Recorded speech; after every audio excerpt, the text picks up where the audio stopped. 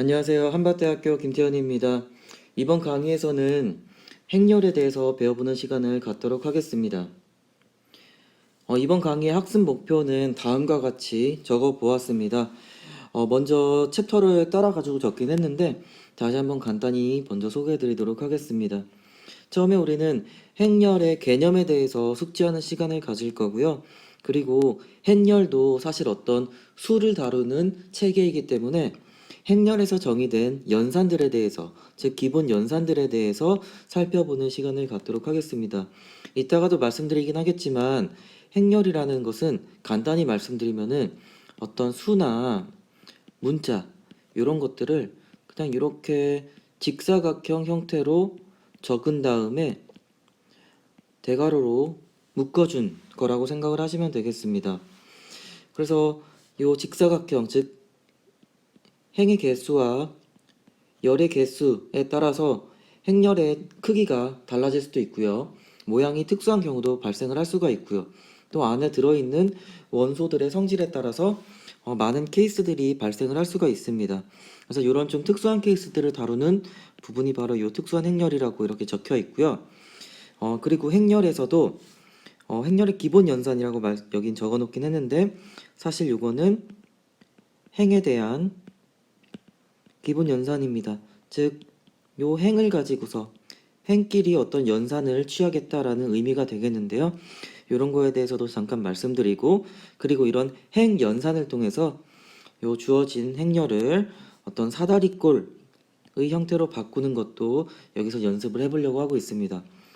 그리고 이제 행렬식이라고 하는 것은 영문으로는 디터미넌트라고 부릅니다. 보통 약자로 이렇게 D라고 부르는데 이거는 행렬이라는 것은 이렇게 직사각형 안에 여러 개의 숫자가 들어있다고 말씀드렸는데 이렇게 여러 개의 숫자를 하나의 스칼라 값으로 매핑시켜주는 펑션이라고 생각을 해주시면 되겠습니다. 그래서 행렬식은 굉장히 중요한데요. 이거에 대해서는 이제 어떻게 구하는지 좀 심도 있게 다뤄보려고 하고 있습니다. 그리고 역행렬, 이거는 사실 우리가 일반적인 정수 실수를 배울 때 나누기를 생각을 해주면 됩니다. 혹은 분수꼴을 생각을 해주면 되는데 5라는 숫자가 있을 때 여기다가 어떤 수를 곱했을 때 곱셈에 대한 항등원이 나오면은 이거를 역원이라고 부르고 있죠. 그래서 여기에 대응되는 것이 바로 역행렬인데요. A에서 어떤 걸 곱해가지고 이건 나중에 말씀드리겠지만 항등행렬이 되겠습니다. 즉, 요 1에 해당하는 부분이 되겠는데요. 어떤 주어진 행렬에다가 어떤 것을 곱했을 때 항등행렬이 나오면은 이것을 바로 역행렬이라고 부릅니다. 노테이션으로는 A의 인버스 형태로 이렇게 나타내고 있고요. 이 역행렬을 배우는 이유가 뭐냐면은 바로 일반적으로 우리가 행렬을 이용해서 선형 방정식을 굉장히 많이 표현을 합니다. 그래서 행렬을 배우는 이유 중에 가장 중요한 이유가 이렇게 좀 문자가 많은 보통 X, Y, G, W 뭐 이런 식으로 4개 혹은 그 이상의 문자가 섞여 있는 선형 방정식을 조금은 수월하게 풀기 위해서 행렬을 배운다고 생각해도 과언이 아닐 거라고 생각이 됩니다. 그래서 이런 선형 방정식을 풀 때 요 역행렬이라는 개념이 굉장히 중요하고요. 역행렬을 구할 때 요 행렬식이라는 개념이 굉장히 중요합니다. 그리고 요 역행렬을 구할 때 혹은 행렬식을 구할 때 요 사다리꼴 요 모양도 굉장히 많이 이용이 되거든요. 직접 이렇게 이용이 되기도 하고요. 그래서 사실 이렇게 행렬에 대해서는 굉장히 많은 부분을 다뤄줘야 되는 게 사실인데 이런 것들을 특히나 열심히 배우는 과목이 선형 대수라는 게 있습니다. 영문으로는 리니어 알제브라라고 부르는데 선형대수에서는 이렇게 행렬과 관련된 굉장히 많은 이론들을 배웁니다. 근데 우리 학과에서는 현재 선형대수라는 과목이 열리지 않고 있기 때문에 우리가 실제 컴퓨터공학 관련된 공부를 할 때 이런 행렬로 노테이션을 이용하는 게 굉장히 많습니다. 근데 이 부분이 빠져 있어가지고 지난번에 말씀드린 것처럼 이산수학 과목에서 조금은 이제 선대를 배우는 스타일로 해가지고 좀 심도 있게 다뤄보려고 하고 있습니다. 물론 어려운 부분은 아닙니다. 어려운 부분은 아닌데 다룰 내용이 조금씩 많다 보니까 시간이 조금은 걸릴 것 같습니다. 그래서 이번에는 아마 세 개의 영상으로 모든 걸 다루는 것은 절대로 불가능하고요. 그래서 한 다섯 개의 영상 혹은 여섯 개의 영상, 많으면 일곱 개의 영상, 요 정도로 한번 좀 잘라서 만들어 보도록 하겠습니다. 그리고 예제를 같이 풀어보는 것을 많이 넣었으니까 예제를 같이 풀어보면서 이해를 높일 수 있으면 좋을 것 같습니다. 먼저 횡렬의 기본이라고 해가지고 좀 페이지가 많습니다. 그래도 하나하나 차근차근 배우는 게 중요하니까 같이 한번 배워보도록 하겠습니다. 행렬은 영문으로는 매트릭스라고 표현을 합니다. 그래서 행렬이라는 것은 여기 적혀 있는 거는 교재에 있는 거를 그대로 한번 가져와 봤습니다. 수 또는 문자를 배열의 형태로 나타내는 것을 말한다 라고 적혀 있긴 합니다. 근데 보다 더 나은 표현은 수 또는 문자 혹은 문자를 포함한 다항식을 직사각형 모양으로 배치한 것이라고 생각을 해주시면 되겠습니다. 그래서 왼쪽 아래에 A라는 어떤 행렬이 있습니다. 일단 행렬을 표현할 때에도 보통 이렇게 캐피탈, 즉 대문자를 쓰고요. 그리고 여기 행렬의 안에 있는 원소를 나타낼 때에는 소문자를 이용을 하곤 합니다. 그래서 지금은 조금 복잡한 일반적인 표현으로 나타내져 있기 때문에 다시 한번 쉽게 한번 적어 보도록 하겠습니다. 그래서 우리가 1부터 8까지, 1부터 6까지만 하겠습니다. 6개 정도면 충분할 것 같아요. 근데 1부터 6이라는 숫자를 나열하는 방법이 굉장히 많겠죠. 그래서 제가 지금 그냥 생각나는 대로 한번 적어 볼 건데요. 이렇게 그냥 오른쪽으로만 쓸 수가 있을 것 같고요. 그리고 또 하나 1, 2, 3 뭐 이렇게도 쓸 수 있을 것 같아요. 그리고 또 다시 1, 2, 3, 4, 5, 6 이렇게도 적을 수 있을 것 같고요. 또 이렇게도 적을 수 있을 것 같습니다. 근데 이것을 다시 한번 살펴보면은 이런 식으로 직사각형 모양이 되고 있죠. 이것도 직사각형이라고 부를 수가 있을 것 같습니다. 이것도 마찬가지고요. 이건 세로로 긴 직사각형이 되겠죠. 그래서 이런 것들을 모두 다 행렬이다 라고 표현을 할 수가 있습니다. 그리고 지금은 원소의 개수가 뭐 6개 이렇게 나타나 있긴 한데 원소의 개수가 완전 제곱수로 표현이 될 수 있다. 즉 1개, 4개, 9개, 16개 이런 식으로 표현할 수 있다면은 이거를 나타내기 위해서는 정사각형이 필요하겠죠.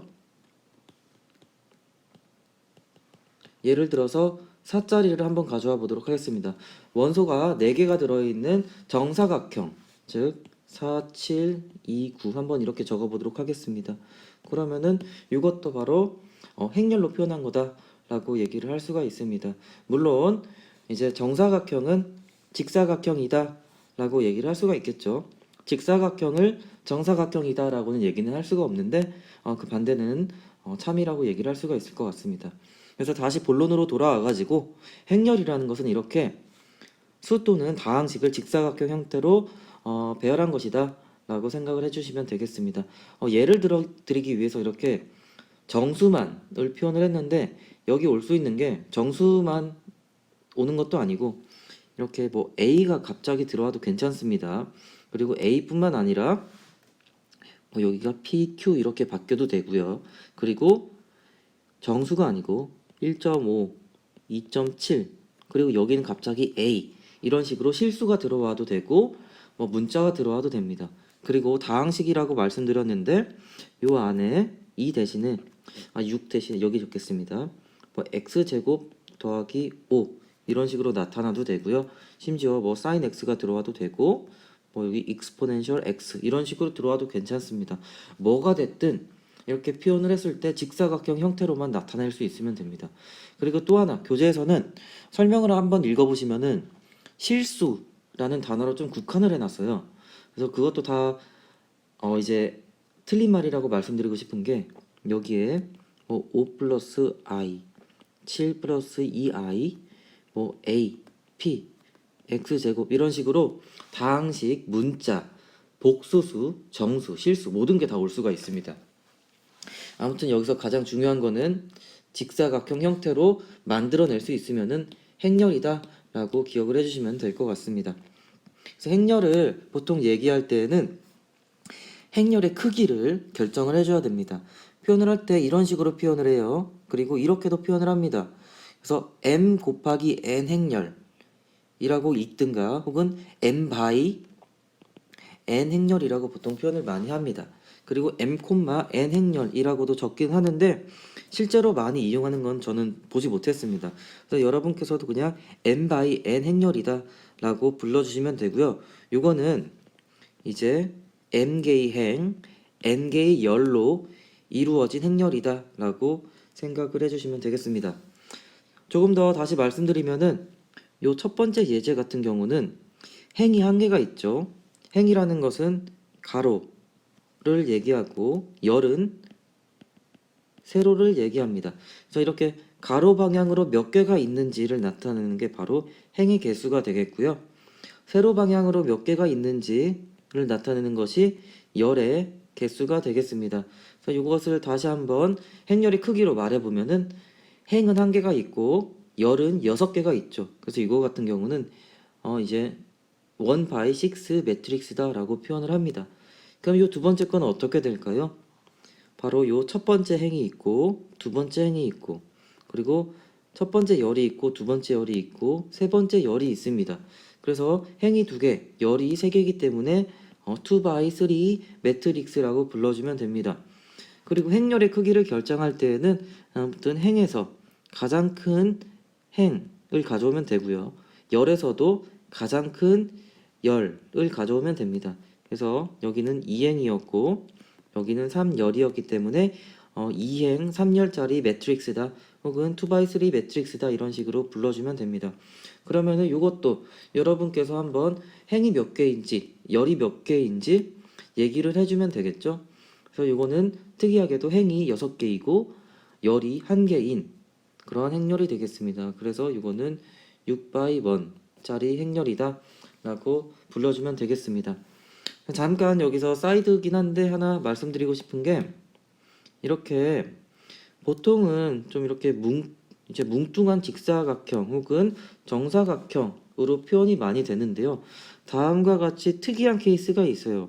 가로로 길든가 세로로 길든가 이런 것들이 있습니다. 그래서 요거는 열은 여러 개인데 행밖에 없죠. 행이 1개예요. 그래서 요거는 좀 특이하게 행 벡터라고도 부르고요. 요거는 열밖에 없기 때문에 열 벡터라고 부릅니다. 즉 행이나 혹은 열이 1개만 존재하는 케이스에 대해서는 이렇게 벡터라고 표현을 합니다. 이제 저도 이 벡터라는 개념을 맨 처음에 접했을 때 뭐 이렇게 이런 거 있었죠. 화살표로 그리는 벡터. 이것과 사뭇 다른 개념이어가지고 조금은 헷갈렸는데 아무튼 여기서도 벡터라는 개념을 정의를 여기서도 사용을 합니다.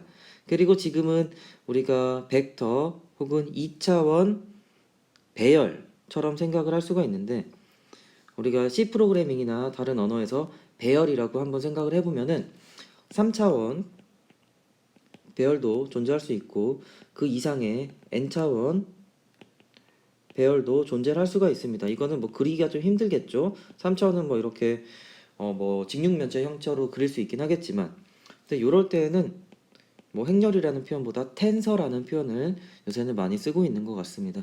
이거는 그냥 나중에 배울 기회가 있을 거라고 생각되니까 참고만 해주시면 좋겠습니다.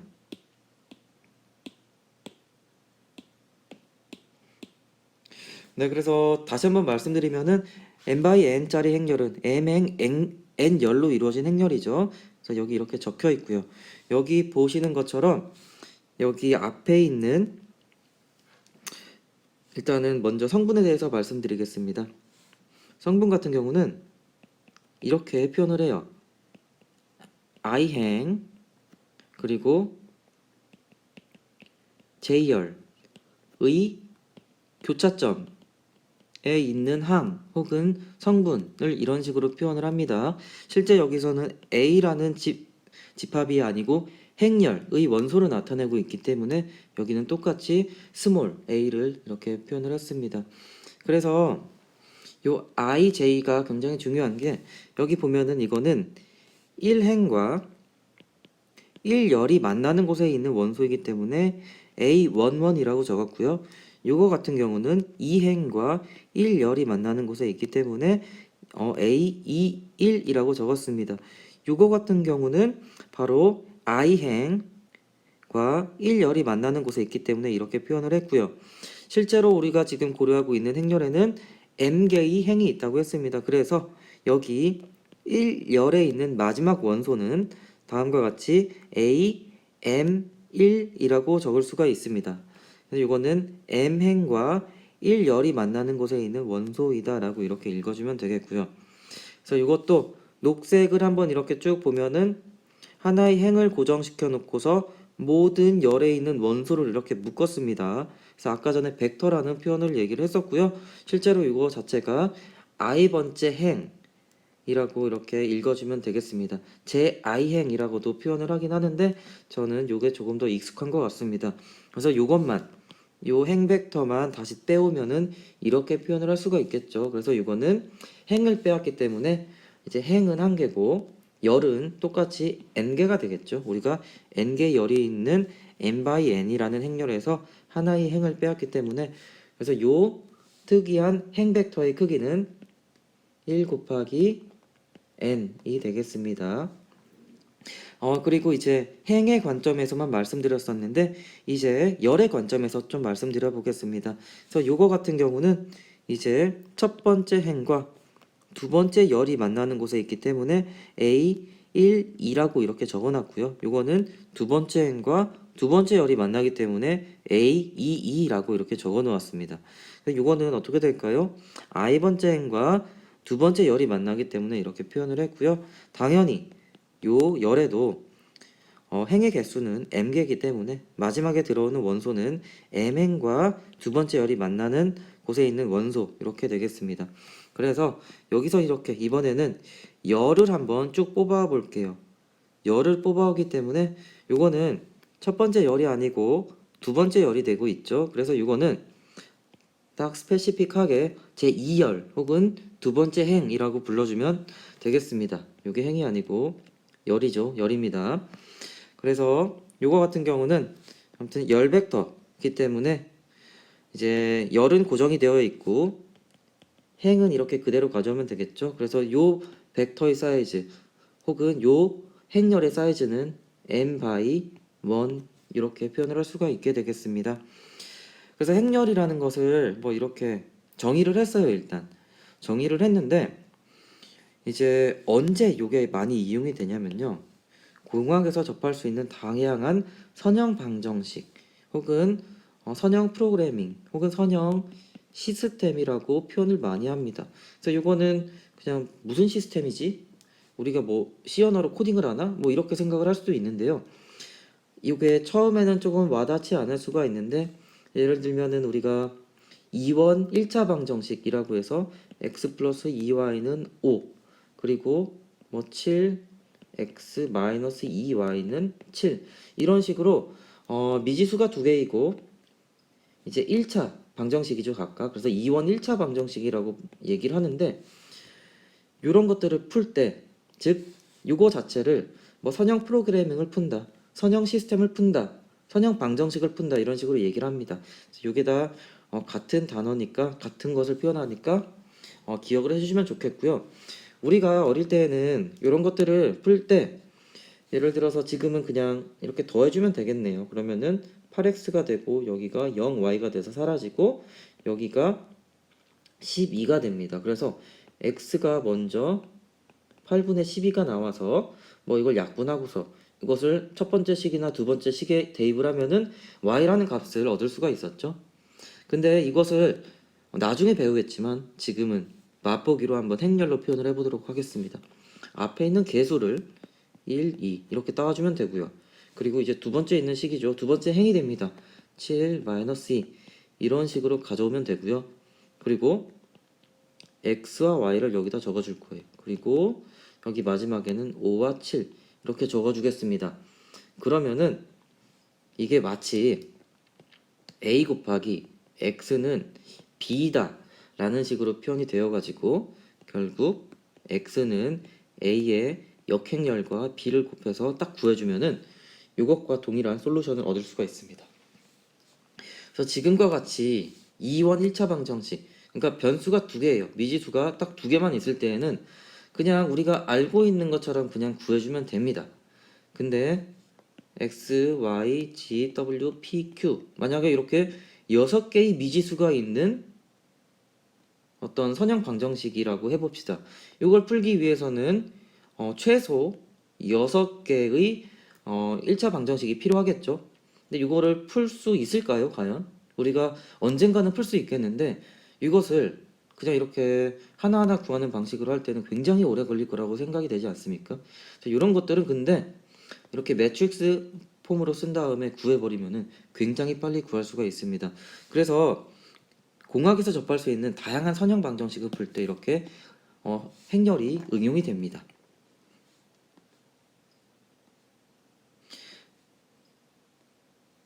네, 그래서 행렬의 기본에 대해서 계속해서 말씀드리긴 할 건데요. 시간은 계속해서 흐르고 있는 것 같습니다. 일단은 정방행렬이라고 하는 특수한 행렬에 대해서 먼저 말씀드릴게요. 굉장히 많이 나오는 행렬입니다. 그래서 보통은 m by n짜리 행렬을 얘기하는데 m과 n이 같을 때, 즉 행의 개수와 열의 개수가 똑같을 때 정방행렬 혹은 정사각행렬이라고 부릅니다. 그래서 이거는 뭐 같다면은 m by m이라고 적어도 괜찮을 것 같고요. 혹은 n by n이라고 적어도 괜찮을 것 같습니다. 그래서 뭐 n차 정방행렬이다 라고 하는 것은 바로 요 n차가 여기에 있는 n이랑 똑같은 걸 의미합니다. 즉 행의 개수 혹은 열의 개수를 의미하겠죠. 그래서 스퀘어 매트릭스 오브 오더 n이라고 표현을 하고요. 다음과 같이 표현을 합니다. 그래서 여기도 보면은 일단은 첫 번째 열을 기준으로 말씀드릴게요. 그렇기 때문에 여기 두 번째 오는 숫자들은 1열과 만나는 곳이기 때문에 다 1로 이렇게 정해져 있습니다. 그래서 앞에 있는 것만 보면은 행을 바꾸는 인덱스라고 보시면 되겠습니다. 1행, 2행, 땡땡땡 그리고 n행, 즉 행의 개수가 벌써 n개인 게 이렇게 노테이션에서 나타나고 있죠. 그럼 이번에는 이렇게 한번 행을 고정을 시켜 보겠습니다. 행을 고정시킨다라고 하는 것은 앞에 있는 숫자가 1행으로 이렇게 고정이 되고요. 그리고 1열, 2열, 땡땡땡, n열 해가지고 열도 n개가 있는 것을 확인을 했습니다. 그래서 행열의 크기는 n by n이라는 것을 확인을 했고요. 여기서 하나 단어를 짚고 넘어가야 됩니다. 바로 이 대각성분이라고 하는 거예요. 그래서 여기 빨간색으로 표현한 부분입니다. 바로 행과 열이 같을 때, i랑 j가 같을 때입니다. 그래서 여기 이 부분을 주대각선이라고 표현을 해요. 영문으로는 메인 다이어고널이라고 표현을 하는데요. 방금 말씀드린 것처럼 행 인덱스와 열 인덱스가 같은 부분을 얘기를 합니다. 그리고 여기에 위치한 성분들 혹은 원소들을 대각 성분이라고 얘기를 합니다. 그래서 이게 아까 전에는 행렬에 들어있는 원소의 개수가 완전 제곱수일 때, 즉 1개일 때, 4개일 때, 9개일 때, 16개일 때, 즉 이런 것들을 한번 임의의 행렬로 표현을 해보면은 이렇게 될 거예요. 4개짜리는 이렇게 되고 뭐 9개짜리는 이렇게 될 겁니다. 뭐 16개짜리는 굳이 그리진 않을게요. 그러면은 여기서 주대각선은 바로 여기가 되고요. 이것도 여기가 됩니다. 그래서 여기 있는 원소들을 대각성분이다라고 부른다라고 여기서 얘기를 하고 있습니다. 그래서 아까 전에 잠깐 이건 말씀드렸는데 행벡터와 열벡터 굳이 정방행렬에서만 얘기가 되는 건 아닙니다. 그래서 여기 보시면은 열벡터를 얘기할 때도 n by 1 행렬이다라고 적어놨으니까 이거는 그냥 일반적인 표현이고 이게 사실 앞 페이지에서 얘기하는 것이 훨씬 더 나았을 것 같은데 여기다 적어 놓게 되었습니다.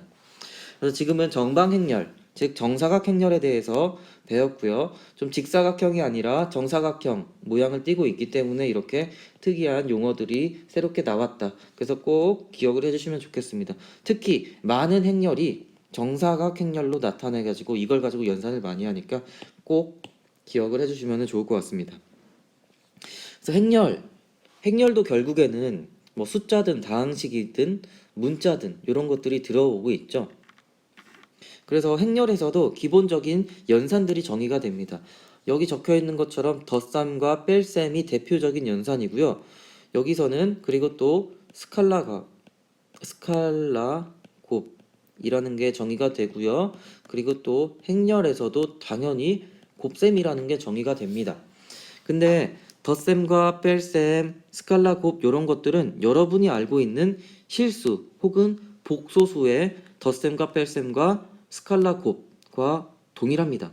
근데 곱셈은 조금 특이해요. 조금 특이해서 곱셈을 공부하는 시간을 굉장히 많이 드리려고 합니다. 그래서 일단은 지금은 덧셈과 뺄셈이 나오고 있으니까 먼저 말씀드리도록 하겠습니다. 일단 덧셈과 뺄셈이 정의가 되려면은 일단은 여기 적혀 있는 것처럼 크기가 같아야 돼요. 행렬 2개가 준비가 되어 있어야 되고요. 물론 2개 이상이 준비가 되어 있으면 되는데요. 일단 가장 간단한 2항에서의 덧셈을 말씀드리도록 하겠습니다. 그래서 A와 B가 모두 m by n짜리 행렬일 때, 즉 행이 m개고 열이 n개일 때 A 플러스 B는 다음과 같다. 혹은 A 마이너스 B는 다음과 같다. 인데 그냥 표현을 한번 같이 적어 놔 봤습니다. 그래서 여기 보시면은 이게 또 틀렸네요. 여기가 틀린 건 이따 말씀드리겠습니다. A라는 행렬, B라는 행렬 각각 m by n짜리 행렬이 되겠습니다. 그래서 여기 보시면은 그래서 행이 m개고요. 열이 n개인 걸 확인해 주시면 되겠고요.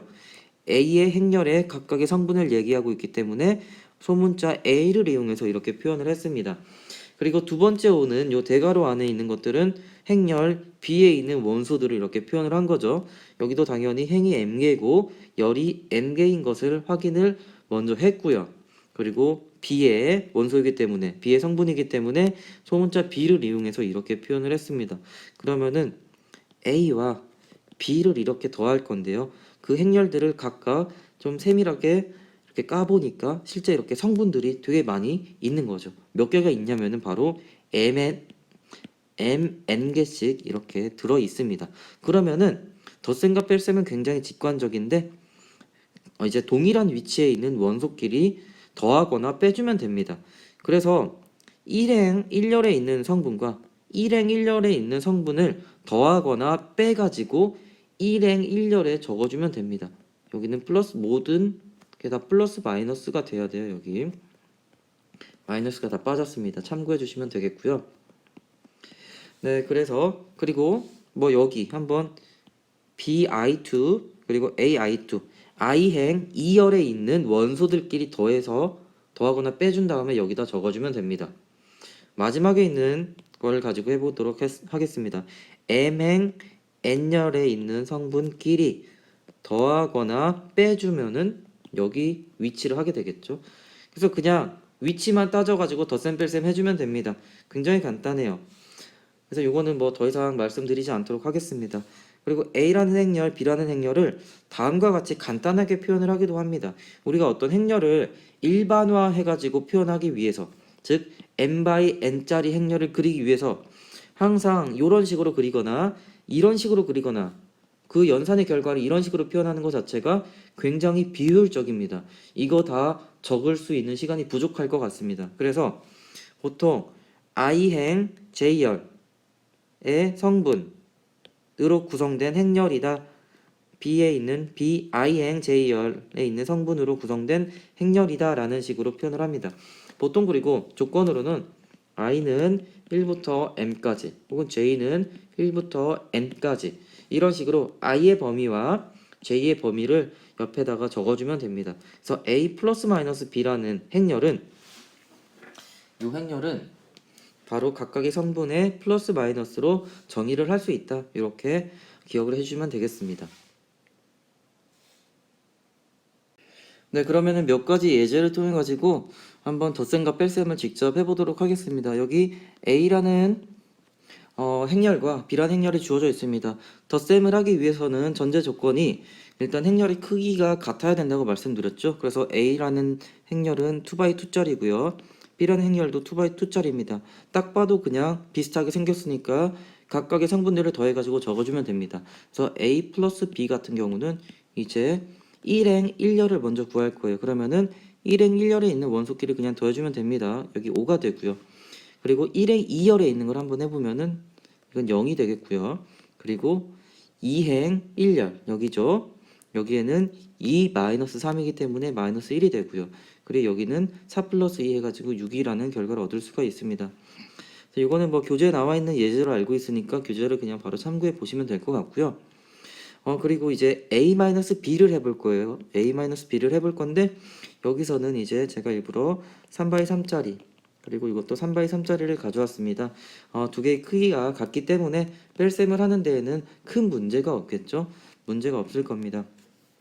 그래서 이것도 이거를 뭐 다시 표현을 하자면은 A 플러스 마이너스 B 이런 식으로 표현을 해줘도 괜찮습니다. 그래서 뭐 더하기든 뺄셈이든 어차피 원래 이렇게 하는 거기 때문에 아무튼 그냥 바로 적어 보면은 이제 1행 1열 자리에는 3 더하기 0이죠. 3 더하기 0이기 때문에 3이고요. 그리고 여기는 마이너스 1 마이너스이니까 1이 나오겠죠. 그리고 3 마이너스 4 하면은 마이너스 1이 나옵니다. 그리고 0과 0은 뭐 의미가 없죠. 4에서 4 빼면 0이고 6에서 3 빼면은 여기만 3이 나오겠습니다. 그리고 2에서 1을 빼고 7에서 2 빼고 마이너스 5에서 7 빼면 되겠습니다. 그래서 1, 5, 마이너스 12 이게 바로 A에서 B의 행렬을 뺀 결과가 되겠습니다. 그리고 앞에서는 이제 그냥 숫자로만 가지고서 말씀드렸었는데 제가 행렬을 맨 처음에 정의할 때 문자나 다항식이나 복수수나 이런 것들이 다 와도 괜찮다고 했습니다. 이거 같은 경우도 결국에는 그냥 문자가 적혀 있긴 했는데 그냥 동일한 위치에 있는 것끼리 더해주면 됩니다. 그래서 A 플러스 X가 되고요. 1행 1열의 원소가 되겠습니다. 그래서 1행 2열의 원소는 B 플러스 Y가 되고 여기는 C 플러스 G 마지막으로 D 플러스 W가 되겠습니다. 뭐 A-B를 구하는 것도 어렵지 않겠죠? 이건 여러분께서 한번 직접 해보시면 좋을 것 같고요. 예제 10-4번에서는 이제 복수수를 일부러 가져와 봤습니다. 복수수를 가져와 봤는데 중간에 이렇게 문자도 한번 넣어 봤어요. 그래서 이것도 문자가 있든 뭐가 있든 그냥 똑같이 해주면 됩니다. 그래서 A-B는 한번 이렇게 적어 보겠습니다. 먼저 여기를 해보면은 뭐 일단은 요거 두 개는 켤레 복소수죠. 허수부만 부호가 바뀌어 있으니까 켤레 복소수라고 부르고 있고요. 그래서 여기서 빼주면은 바로 10i가 됩니다. 그리고 7에서 3i를 더해주는 것처럼 바뀌겠네요. 7 더하기 3i가 되겠고 그리고 2행 1열 P에서 Q를 빼주는 거고요. 그리고 마지막 2행 2열은 4 플러스 2i에서 2 플러스 2i를 빼주면 되니까 결과가 2가 되겠습니다. 네, 이렇게 그냥 복소수에서도 뺄셈을 해주면 된다.